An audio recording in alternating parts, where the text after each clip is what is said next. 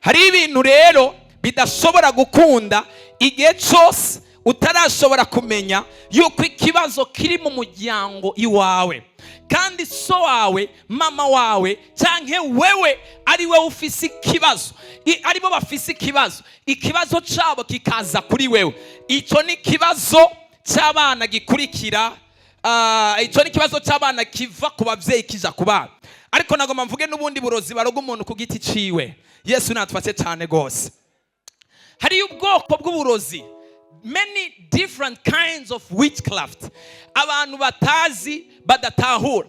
Maze iminsi numva abantu bavuga nti ndagwaye nanyoye imiti, kandi yanyoye imiti ya cakintu nyene, ariko akatera remba, akaguma remba cyane. Umwe akavuga ni nagwaye malaria, nanyoye kira malaria ndayiheza, banteye n'intuze n'amaserumu ya kinine ndayaheza, ariko umubiri wawe ukaguma wuzuye uburibwe na souffrance. Ubwo n'ubumara bw'inzoka bwasunitswe n'abarozi buriko burazunguruka mu mubiri wawe, buriko burazunguruka mu magufa yiwawe. Imana yo mwijuru isohora ubwo bumara bwose nk'izina rya Yesu Kristo.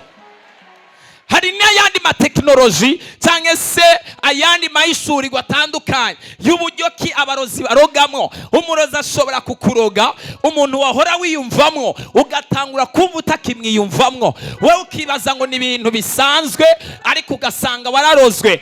Hanya amahorasiyo menshi aratandukana, ingo nyinshi ziravana, urukundo wakunda umugabo ugasanga ruradisiparesheje, ukagwironderamwo wapi bikanga. Nihandi uzotangura kubwira umugabo nabi, ukamwakira uko utategerezwa kumwakira, ukamuvugisha uko utategerezwa kumuvugisha. Umwanya wategerezwa kuba uri kuraho umugabo wawe, ukumva wowe uhereza uwundi muntu mwomara umwanya muri ko muravugana. Hari umuntu yakurabye aravuga ngo sinshaka iyi mariage kwibandanya, uru rugo ngomba kurutandukanya. Agusunikira imhemu mbi, akurungikira abadayimoni, akurungikira ubumara runaka buza gupossessing umubiri wawe, bumaze kwinjira mu mubiri wawe, and then you lose the interest from your husband. Ukatutakaza interest iyo ariyo yose. Inyuma y'imisi amaze kubatandukanya akabuhanisha, ushobora kugenda ahantu ukaraba ikintu mwapfuye, ukumva uramukumbuye cyangwa ukumva uramukeneye cyangwa ukumva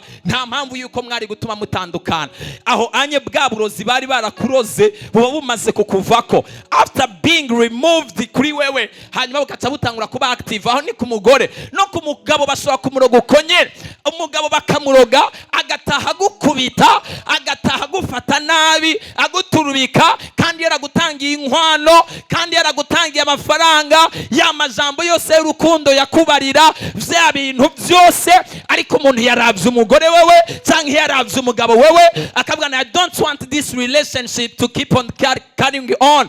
Relation, urugo ndagomba ko rusambuka. Umugabo ntasubire kukwiyumvamwo, akakwita amazina mabi, akakwita ibintu bitabaho, akakumara amazi, akagufata nabi.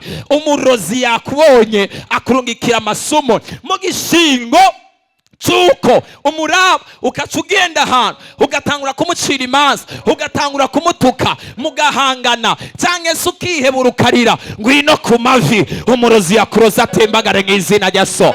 Umuntu wese ari hano afise ubumara bw'uburozi yasukiwemwo mu rugo rwiwe, mariage yiwe n'imigenderanire yiwe ikaba itagishobora gufonksiona. Imana yo mwijuru ihagarika ubwo bumara mw'izina